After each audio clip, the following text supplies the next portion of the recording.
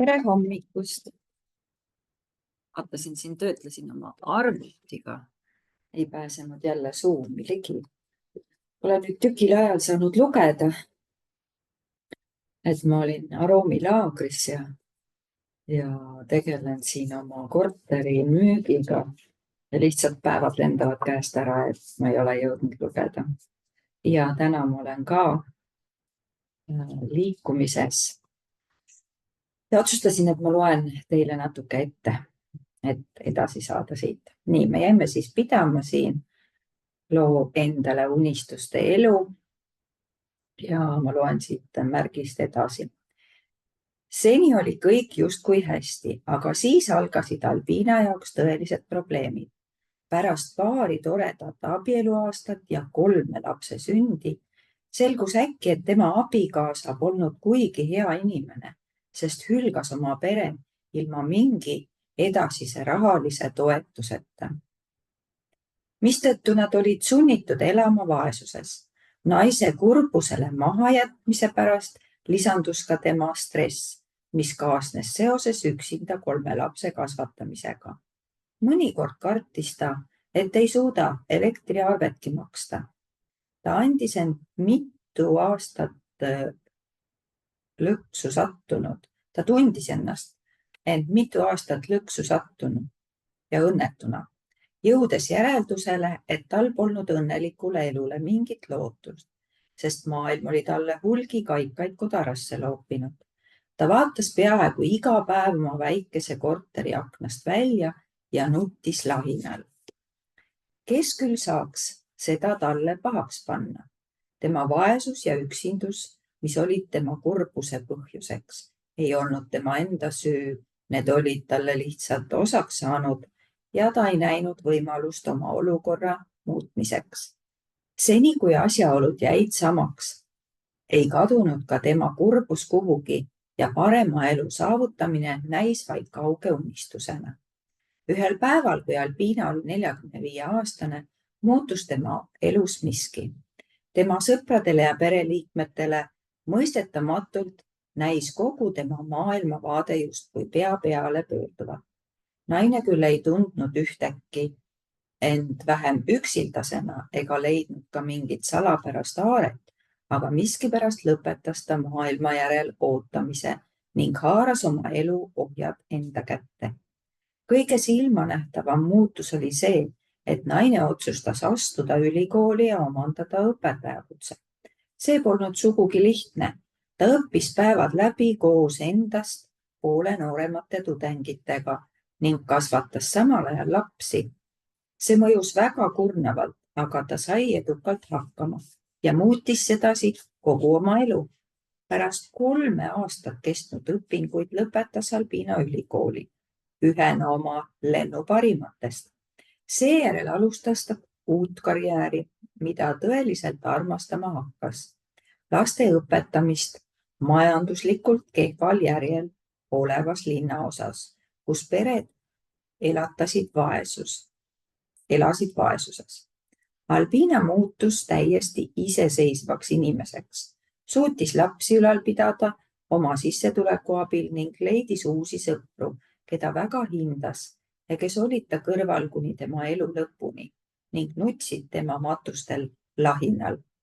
Enam kui 10 aasta pärast seda, kui Albiina oli ülikooli lõpetanud, tahtis tema eksiteele läinud abikaasa naise juurde naasta.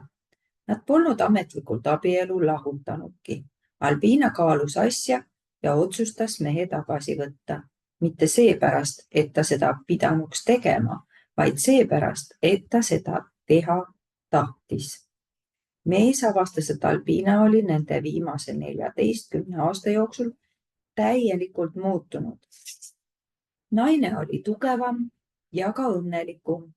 Nad ei läinud enam lahku ja aastate möödudes sai ka mehest hoopis teine inimene, kes naise eest armastusega hoolitses. Ta oli surnud 3 aastat tagasi. Me olime õnnelikult abielus 54 aastat, ütles Albiina. Siis selgitas ta naeratades. Täpsemalt öeldes olime abielus kokku 68 aastat, millest 14 olid õnnetud. Nüüd oli ta 93 aastat vana ning asjaolude sunnil taas raskes seisus. Aga tema õnne see ei morjendanud, pigem vastupidi.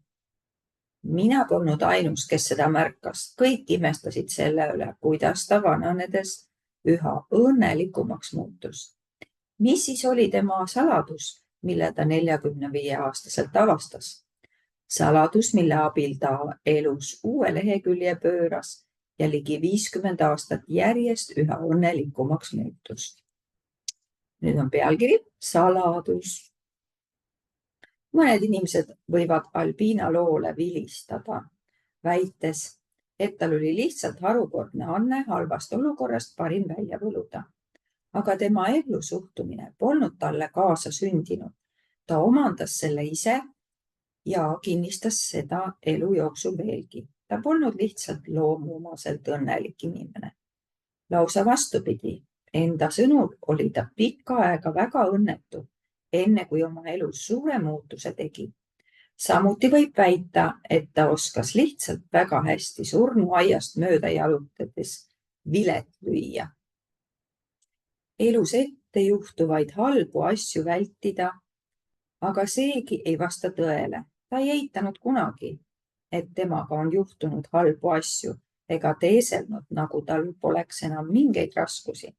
Ta teadis väga hästi, et vananemine pole mingi naljaasi, et sõprade ja lähedaste kaotamine mõjub rängalt, et haigeks jäämine on hirmus ja valulik.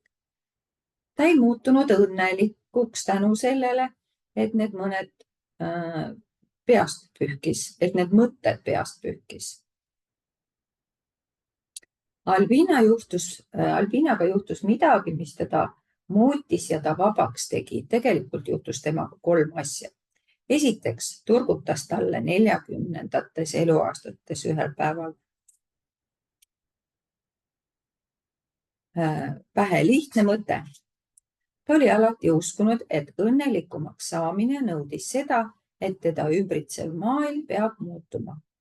Olid ju kõik tema probleemid pärit teda ümbritsevast maailmast, alates halvast õnnest ja lõpetades teiste inimeste käitumisega. See arvamus oli mõnes mõttes lohutav, aga tekitas tema elus teatud tardumuse. Ta mõtles, et isegi kui tal polnud võimalik muuta oma asjaolusid, siis ehk oli tal võimalik muuta oma reaktsiooni neile asjaoludele. Ta ei suutnud mõjutada seda, kuidas muu maailm teda kohtles, aga võib-olla oli tal mõningast sõnaõigust selles osas, kuidas ta ise end tundis. Võib-olla ei pidanud ta ootama kannatuste ja raskuste hääbumist selleks, et oma elu edasi elada.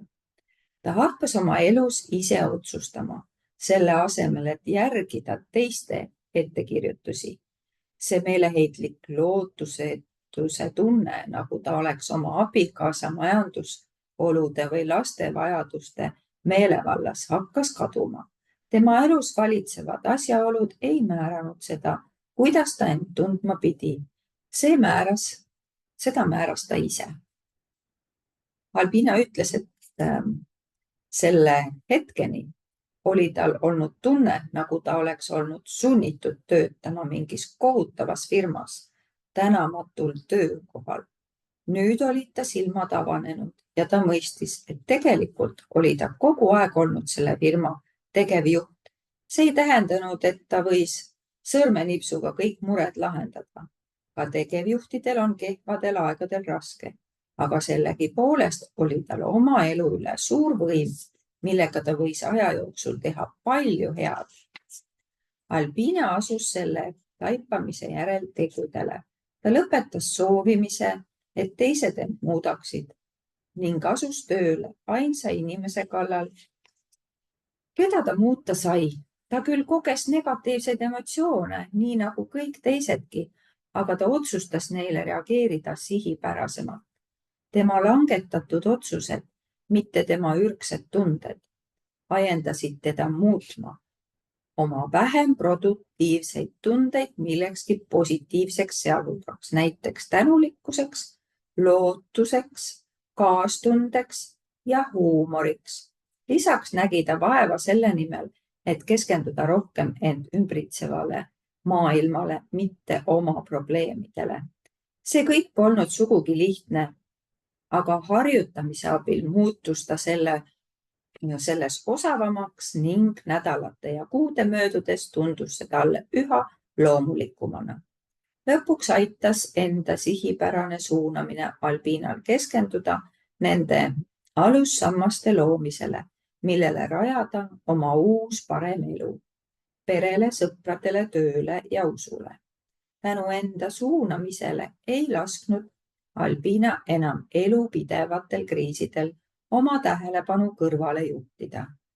Ta ei lasknud end suunata oma tunnetel ja valis abikaasaga toimiva kooselu, mis minevikus juhtunud siiski ei eiranud.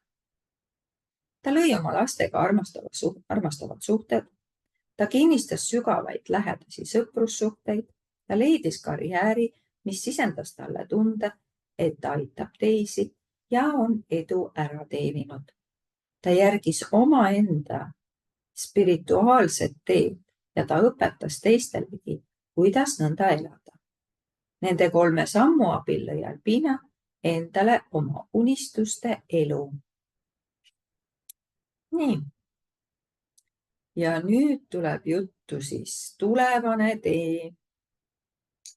Ma vaatan, siin on näha, midagi on COVID-19 pandeemia algusest. Vau. Päris huvitavaks läheb. Nii et ma jätan siia katki lehekülg 24. Jätan selle poolele ja tuleb teistel on järgmine kord. Nii. Aga teile kõigile siis ilusat päeva. Ja kohtumiseni järgmisel lugemisel.